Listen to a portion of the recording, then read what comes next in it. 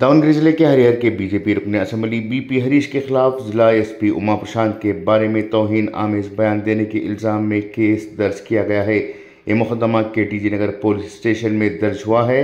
इतलात के मुताबिक मंगल को एक प्रेस कॉन्फ्रेंस के दौरान हरीश ने एसपी उमा प्रशांत का मुआवजना कुत्ते से करते हुए तौहीन आमेज अल्फाज इस्तेमाल किए थे।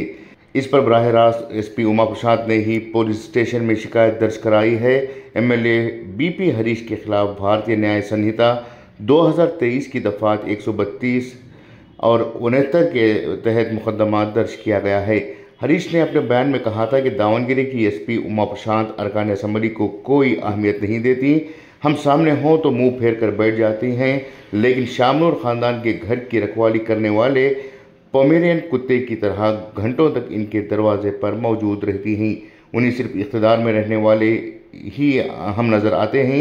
एसपी को यह समझना चाहिए कि ओहदा आर्जी होता है।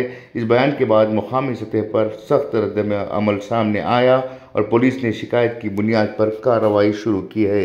ब्यूरो रिपोर्ट, इनकलाब न्यूज़, दावनगिरी। ಸದನದಲ್ಲಿ ಶಾಮನೂರು ಕಾರ್ಖಾನೆಯವರು ರೈತರ ಜಮೀನುಗಳನ್ನು ಅನ್ಯಾಯದಿಂದ ಅವರಿಗೆ ಮೋಸ ಮಾಡಿದ್ದಾರೆ ಅಂತಕ್ಕಂಥ ಸದನದಲ್ಲಿ ಚರ್ಚೆ ಮಾಡಿದ್ದೀನಿ ನಾನು। ಆ ಸದನದಲ್ಲಿ ಸನ್ಮಾನ್ಯ ಶ್ರೀ ಎಂ ಬಿ ಪಾಟೀಲ್ ಅವರು, ಕೈಗಾರಿಕಾ ಸಚಿವರು, ನಮ್ಮಿಂದ ತಪ್ಪಾಗಿದೆ, ಆದರೆ ಕಾನೂನಿನ ತೊಡಕಿದೆ, ನಾವು ರೈತರಿಗೆ ಜಮೀನು ವಾಪಸ್ ಕೊಡ್ತೀವಿ ಅಂತ ಸದನದಲ್ಲಿ ಹೇಳಿದ್ದಾರೆ। ಇನ್ನು ಎಲ್ಲಿ ಬಿಲ್ದಂಗೆ ಏನೇನೋ ಮಾತಾಡ್ತಾರೆ ಹರೀಶ್ ಅವರು ಅಂತ ಹೇಳಿದ್ದಾರೆ।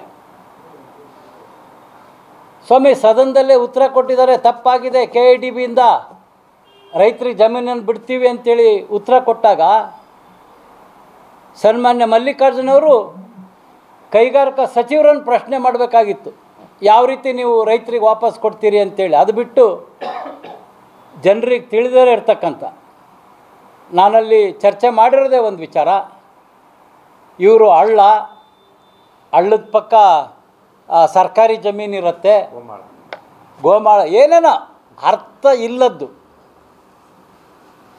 ಇವತ್ತು ರೈತರು ಭಾಳ ಬುದ್ಧಿವಂತರಿದ್ದಾರೆ, ಅಷ್ಟು ಸುಲಭವಾಗಿ ರೈತರು ಇವರಿಗೆ ಜಮೀನು ಬಿಡಲಿಕ್ಕೆ ಸಾಧ್ಯ ಇಲ್ಲ ಅಂತಕ್ಕಂಥ ಪರಿಸ್ಥಿತಿ ಕೂಡ ಅರ್ಥ ಆಗಿದೆ। ಆದರೆ ಮಾಧ್ಯಮದಲ್ಲಿ ಹೆಲುಬಿಲ್ಲದ ನಾಲ್ಗೆ ಏನೇನೋ ಮಾತಾಡ್ತಾನೆ, ದಾಖಲೆ ತಗೊಂಡು ನನ್ನ ಹತ್ರ ಕೂತ್ಕೊಳ್ಳಿ, ನಾನ್ಯಾಕೆ ಅವ್ರ ಹತ್ರ ದಾಖಲೆ ತಗೊಂಡು ಕೂತ್ಕೊಳ್ಳಿ, ನಾನು KIDBಗೆ ಲೆಟ್ರ್ ಕೊಟ್ಟಿದ್ದೀನಿ, ಸದನದಲ್ಲಿ ಪ್ರಶ್ನೆಗಳನ್ನು ಕೇಳಿದ್ದೀನಿ, ಸದನದಲ್ಲಿ ಉತ್ತರ ಬಂದಿದೆ, ಸದನದಲ್ಲಿ ಲಿಖಿತ ಉತ್ತರ ಕೂಡ ಬಂದಿದೆ, ನಾನು ಮಲ್ಲಿಕಾರ್ಜುನ ಹತ್ರ ಹೋಗಿ ನಾನು ದಾಖಲೆ ಕೊಡಲಾ?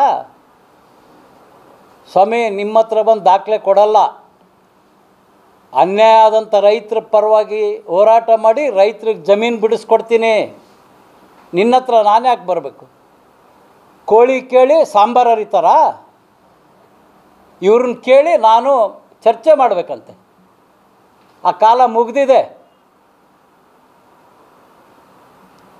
ಆ ಒಂದು ಕಾರ್ಖಾನೆ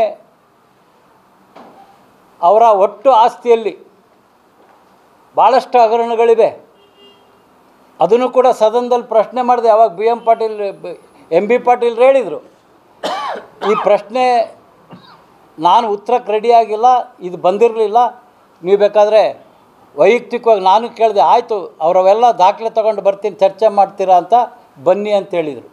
ಅದು ಏನಾಗಿದೆ ಅಂದರೆ, ಹರಪನಹಳ್ಳಿ ಮತ್ತು ಹರಿಹರ ತಾಲೂಕಿನ ಎರಡೂ ಗಡಿ ಭಾಗದಲ್ಲಿ ಇರ್ತಕ್ಕಂಥದ್ದು ಕಾರ್ಖಾನೆ। ಇನ್ನೂ ಅದನ್ನು ಒಂದೊಂದೇ ಅಲ್ಲಿನ ರೈತರು ನನಗಿಂತ ಒಂದು ಹೆಜ್ಜೆ ಮುಂದೆ ಹೋಗಿ ಈಗಾಗಲೇ ಲೋಕಾಯುಕ್ತಕ್ಕೂ ಕೂಡ ಒಂದು ಕಂಪ್ಲೇಂಟ್ ಮಾಡಲಿಕ್ಕೆ ತಯಾರಿ ಮಾಡ್ಕೊಳ್ತಿದ್ದಾರೆ। ಈಗೇನು ನಡೆದಿದೆ, ಸದನದಲ್ಲಿ ನಡೆದಿದೆ, ಆ ವಿಚಾರವಾಗಿ ಮಾತ್ರ ಹೇಳ್ತೀನಿ, ಇನ್ನು ಉಳಿದಿರ್ತಕ್ಕಂಥದ್ದನ್ನ ಮತ್ತೊಮ್ಮೆ ನಾನು ತಿಳಿಸ್ತೀನಿ।